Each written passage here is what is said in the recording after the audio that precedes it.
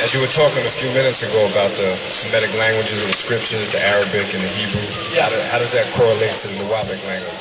All right, what people always want to know is why is there so much Arabic or Hebrew in NUWAUPIan? The truth is that the people called the Hikat Hasus or the Hyksos were from the Canaanite tribe. The Canaanite tribes migrated into Egypt around the 15th dynasty and stayed in there for 430 years. While there, of course, they took on the Egyptian culture. And they also took on some of the language and dialect. And then they migrated back out of there and went back to the land of Canaan, set up the city of Kadesh. And now they had this new dialect they were speaking that was different from the original Aramic or Ugaric, different from the original Akkadian, different from the original cuneiform script. They had something that had new words because they were in a new environment. And for instance, if I never was exposed to sand, if I came to a place where there is no sand, and I spoke a certain language, when I got here and I asked this young lady, or I asked you, what is this stuff here, you know? What is this? You would say sand, and I'll go, say it again. Sand. I go, sand. Sand. And I go back to my people and say,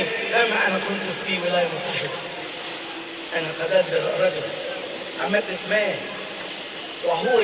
He informed me I need to say this funny stuff called sand. I can't translate it to my language. I have to say called sand. So now, other guys who are there for my language, as they go up and talk, they say, you know, what's his name talked about some white flaky stuff called everything is in the language until they come to the word sand. So when a group of people migrate to another place and they start seeing things in other languages that pertain to that place, they graft it into their language. Thus you have what's called a dialect. The pronunciation is usually shot. You follow? So now what happens is you had Egyptians. Let me go back further than that for everybody, if I may. When you're reading the Bible, in Genesis chapter 2, they speak about the rivers of Pison and Gihon. The word Pison is broken into two words, pis and on.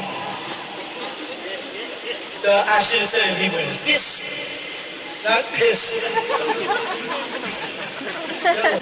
Pison and Gihon.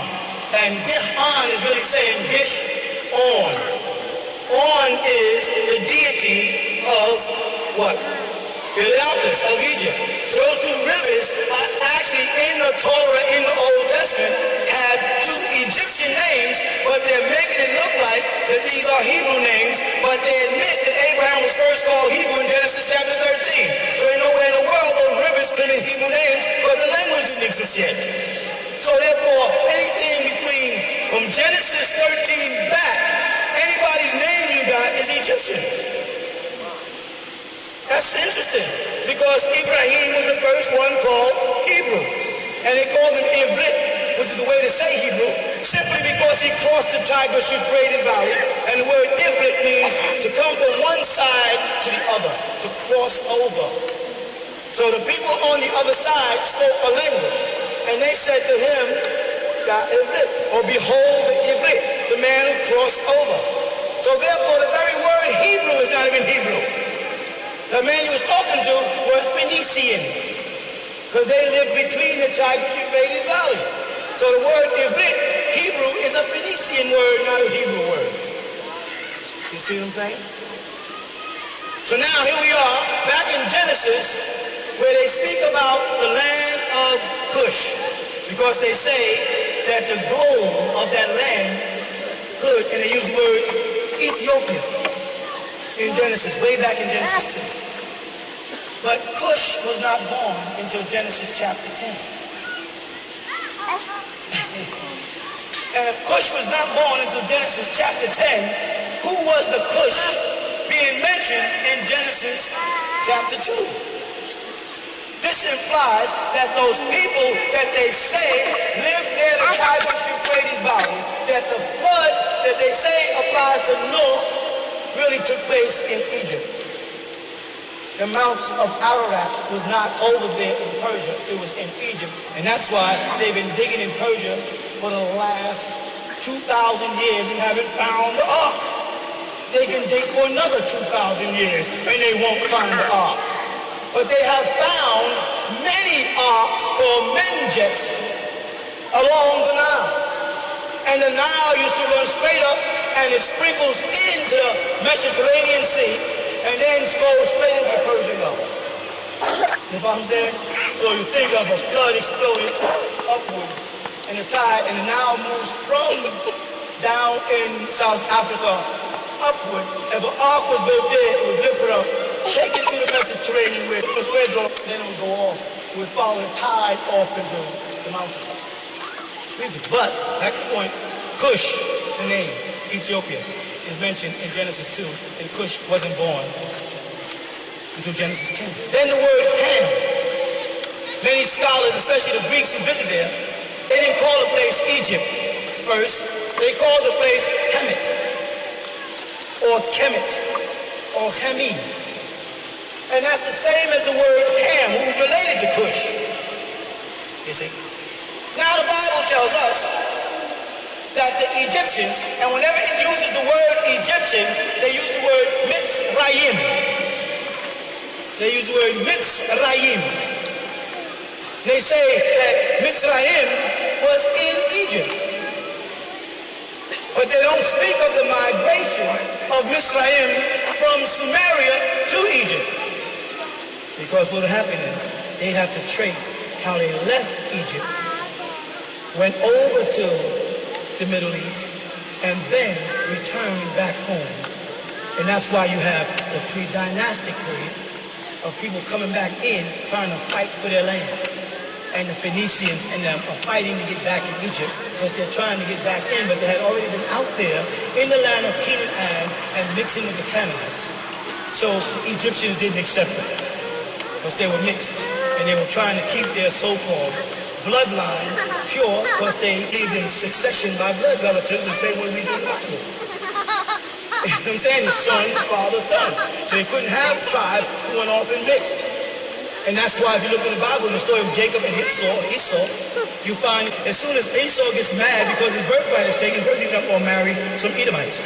Thought he was getting even with Isaac by saying, well, because Isaac gave Jacob my rights, I'm just going to marry out my tribe. That was a big thing. So the Egyptians, who were people of the Bible, same people, had the same law. And they did not want to mix seed back in. So the Jesus came back in, fought their way in, gradually took over and set up. And didn't get put out until Atmos, and then rose up against them and chased them, which were the original Israelites. We speak about the Hyksos, that was the original Israelites in Egypt, pushed them out back to the land of Canaan. So you'll find, therefore, that the languages got mixed. So the ancient Semitic languages are coming out of ancient Egypt, and thus NUWAUPIAN is going to have words in it that sounds like Arabic or Hebrew, because they came from mixing with Egyptians, and then took it back to the Middle East. Okay? Rahubat, I'm an Eastern Star, and I was wondering, as I seek to become a daughter of Isis, how as I seek to become a daughter of Isis, Take your time. I'm kind of nervous, excuse me. As I seek to become a daughter of Isis. Let me say this: if you are an Eastern Star, then you're already a daughter of Isis, especially if you intend to become one. Okay. Because everybody's heart gets there before their body. Just I just want to say, I figured I'd be helping just to relax. What are my goals so far as becoming an Eastern Star, and so far as with the shrine? Lady Shriners. Lady Shriners. The Lady Shriners' job is the same as ours. You have to help us find Mary.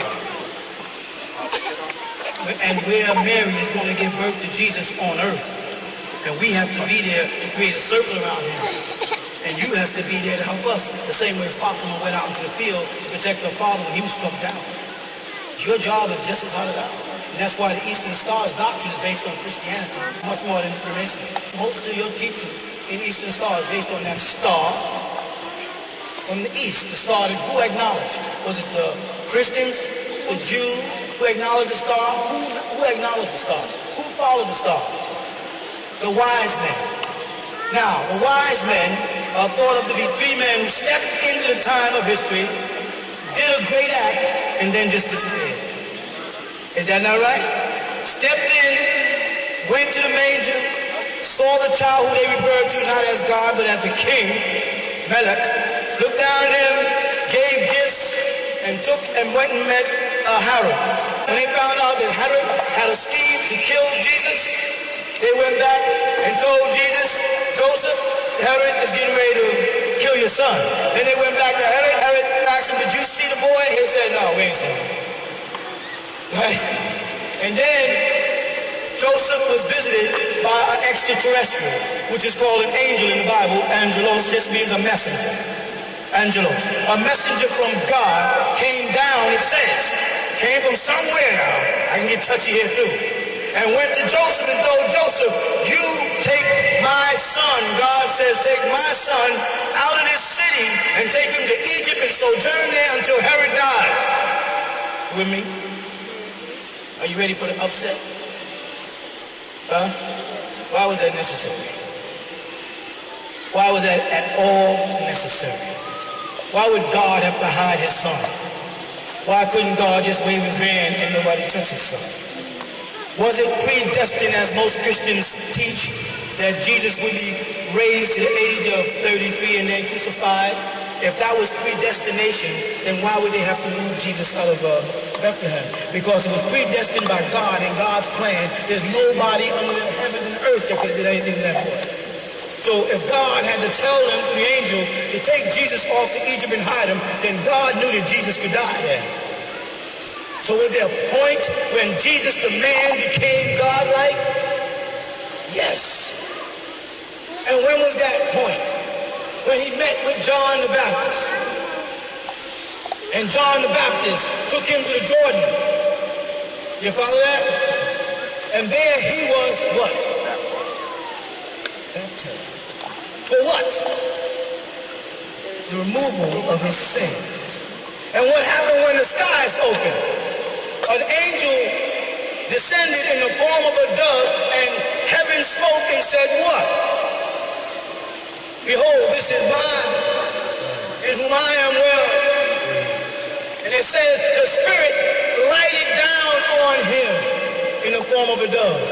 And he was filled of the... That's right. Then he was God the Spirit and God the man. Because then the power of God had moved out of heaven in a symbolic form of a dove and settled on him. Then death and destiny took a change. Prior to that, Jesus was as vulnerable to life and death as everybody else. Otherwise, there would have been no reason whatsoever to have him moved from Jerusalem to go all the way to Egypt, because nobody could have touched him. If destiny said he will be crucified at a certain time and raised from the cross, no one would have been able to touch him. I don't care what they thought or what they wanted to do, because no one can defy the power of God. Is that right? So if that had to be done in that manner, that was a confession that Jesus wasn't always God, but that Jesus was a man. And that's very important, y'all. You know why? Because when you get to the cross story, that same power of God must have left Jesus while on the cross. Now you may not believe that, but Jesus himself did, because Jesus said, my God, what? Why have thou? And you know what the word sabachthani means in Hebrew? Left or departed from me. Sabachthani. My God, Eli. You know what Eli means? On high, Lema, why have you sabachthani? Left me. He was now on the cross, a man again. Could suffer. And so he said, I thirst. And that was a sign. He said, I'm thirsty. And the mocker said, well, if you be the Son of God, why don't you just come down off the cross? See, that's the same type of temptation they gave him before. He was standing over the mountain, and the devil said, well, if you be the Son of God, why don't you cast yourself down and God will catch you?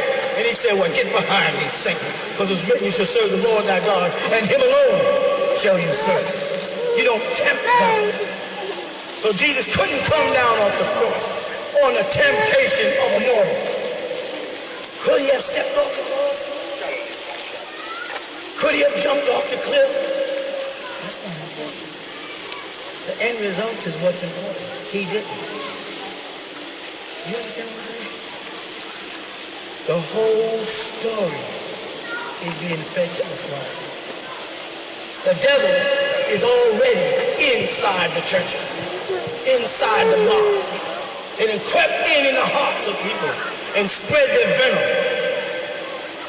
And preachers and teachers who haven't taken the time to study the languages, to get into the etymology of it, the meanings of the words, who haven't traveled to the spots and saw them with their own eyes, but they want to have a big church and a big following and do a whole lot of hooting and hollering, but they don't teach, they preach. I don't want to be a preacher. I want to be a teacher. And I don't want to breed preachers. I want to breed teachers. I want those teachers to be people that don't believe anything. They check it out. They question anybody. And I tell you, don't believe nothing I say. I'm a nut. I'm a lunatic. Especially if you ask the media here. That's because they're afraid of the truth. Because the truth and only the truth shall make you free. Not set you free. It'll make you get up off your butt and free yourself. You ain't gonna just lay into freedom. You're gonna use this truth, and this truth is gonna lift you above the mental slavery that keeps you in the state of mind that you're worthless. So that's what the truth will do to you. You with me? You know the question? As a Shriner, I was wondering in the thick lodges or in the temples, using in the Quran, using Al-Fatiha.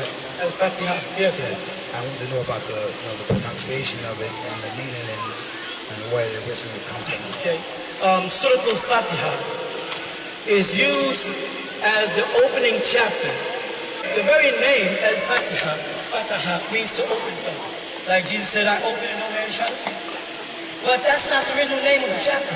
When the Muslims rewrote the Quran, they put that name there. The real name of the chapter is Alhamdulillah, to be grateful and have gratitude. And it's pronounced Bismillahir Rahmanir Rahim. Alhamdulillahi Rabbil Alameen. Ar-Rahmani Ar-Rahim. Maliki Yawmiddin. Iyaka na'budu wa iyaka nasta'in. Ahdina as-sirata al-mustaqim. Sirata al-lazina amta alayhim. غير المغضوب عليهم ولا الضالين آمين. And that whole chapter is broken up into three basic principles. One is Alhamdulillahi Rabbil Alameen. That means to say all gratitude and thanks Lillahi is for Allah, who is the source, the Rabbil Alameen, the sustainer of all the boundless universes. Alam is what the word is. So they say, Alhamdulillahi Rabbil Alameen. Then we say, Ar-Rahman Ar-Rahim. And that means Rahama. The root of that word Rahama is from Arham, meaning the womb of a woman. But it's been translated to mean gracious and merciful. But it really says that we pass through, by the grace of Allah, we pass through the woman. That's His grace and His mercy. Ar-Rahman Ar-Rahim. Who is He? Maliki Yawmiddin. Who? Maliki Yawmiddin. He is the Malik, the Ahlak, the ruler, the master, sustainer. Maliki Yawmiddin.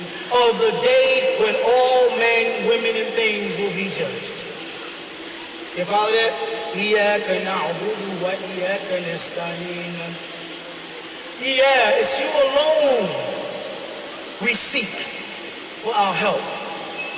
اهدنا الصراط المستقيم. Guide us to this path. Put me on your path, God Almighty. And put me on that path and make it so straight and narrow that I can't get off of it. I'm a weak mortal. I can fall. اهدنا الصراط المستقيم. Get me on the mustaqim or make it so I'm like a robot in your way, God. Nothing can leave me. صراط الذين أنعمت عليهم. I don't want to be like those people who have gone astray. All those people who have brought your wrath on them. وَلَا ضَالِينَ, I mean, or those who got off that path. I want to be on those people who stay there, through thick and thin, through up and down, through right and left. I just want to stay on your path. I don't want to be in the path of a prophet. I don't want to be in the path of a seer or a mystic. I want to be on the path of God and God alone. And that's what makes Islam so weird. Because Muslims are on the path of Muhammad.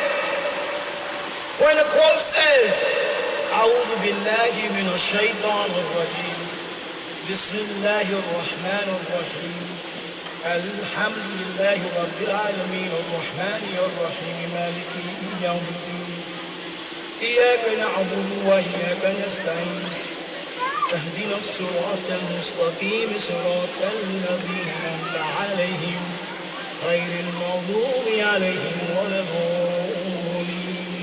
You go, Ameen. Ameen don't mean so be it. Ameen comes out to mean you can trust what I just said. You can believe me, God, I'm with you. You follow? So when Shriners open the large temple with that quote, they're mocking something. If they don't understand an Arabic language, it's wrong. They need people to come around and set the record straight. Because it ain't no joke. It's a heck of a commitment. And then they say, well, we don't really believe in Islam, but use names like Allah, Arab, and different words that shoveled around in Arabic in the shrine is taboo. And they bring a wrath upon themselves. A wrath of Allah. You know? Hope it helps you. Does time go forward or backward? Time doesn't go anywhere. Time doesn't move. Motion and time is an illusion. Like this sister over here, who's actually over there, because I'm over here, when I get over there, she's still gonna be right there, but now I'm over here. There is still over there, you know. The question is where? Because I need a point of origin for you to find out where there is once I leave there. So let me get back over there, which is now here, and she's now there. Where are we? Here. To someone else, where's here? There. Time is a concoction on a wall. It doesn't go anyplace. It has little arms on it, moving around in circles. It gives you the impression that time is moving forward or backwards.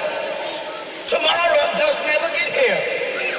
Because when tomorrow comes, you call it, and today will be, and the next day after that will be another yesterday. So it's all one big yesterday, all one big tomorrow, all one big today, and they all come out to be now. So there's no such thing as time moving one direction or backwards. Please remove that concept. And for those who think they understand astronomy and say, well, in actuality, does not the planet move around the sun? Oh, yes, it does. And for that small moment and that illusion, you can fool yourself into thinking you're going somewhere unless you step back away from this solar system and look at the sun, Mercury, Venus, Earth, Mars, and then see it ain't going nowhere. You know, you're inside there moving around in circles. You ain't going nowhere, laying in your bed, your digestive system is working, but you ain't going nowhere. So they had to tell us that time is that way, and that there's a past, and that there is a future. And let me make this clear. That when, and this is the next question, that when John in the book of Revelations had a vision of the future, a prophecy, he saw it. You with me? He saw it. He saw the vision. He witnessed the vision. He woke up crying the same way you do with a nightmare. He felt the vision. You know why? Because that's when it was happening. As he was imagining it, imagine images, as he was getting images in his mind of the events of the prophecies of the book of Revelations back in the year 96, it was happening then. Or he couldn't have imagined it. And if he saw the animals and saw the beast rising out the water with the 7 heads, and if he saw that vivid, then it was happening if in no other place in his head. And if it happened in his head, it happened. It may have not happened in your head, but that doesn't mean it didn't happen. Because it did happen somewhere in space and time, but in whose head? John. So there's no prophecy that's coming from the past forward. They're all here. You follow? You don't have to go seek your ancestors. Your ancestors are looking right at you.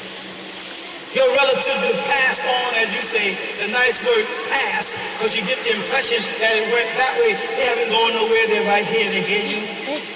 They're talking to you. They're communicating with you daily. You just have closed yourself off because of religious dogma and say, I ain't going to communicate with my grandmother, because that would be sacrilegious. According to whose doctrine? According to whose doctrine? Because it's definitely not Jesus' doctrine, because Moses and Elijah were Jesus' relatives, and they came to him and talked to him in the transfiguration period. So ain't nothing wrong with you talking to your ancestors or talking to your grandmother. See, somewhere along the line, someone came in and defined doctrine. They defined religion. They defined it for us, and they gave us their interpretation of it. You understand? Like I said in the beginning, a couple weeks ago. In the beginning. I was trying to stir a thought in my mind that if God was in the beginning, right, then that wasn't the beginning. Because if God said let there be light, then God was already there. So that was a beginning, not the beginning. And there's a difference in a beginning and the beginning. Every child born into the world is a beginning. But no child born into the world is the beginning. So if God was there to say let there be light, that was not the beginning. That was in the beginning. Not at the very beginning. Are you hearing me? That's what I was talking about.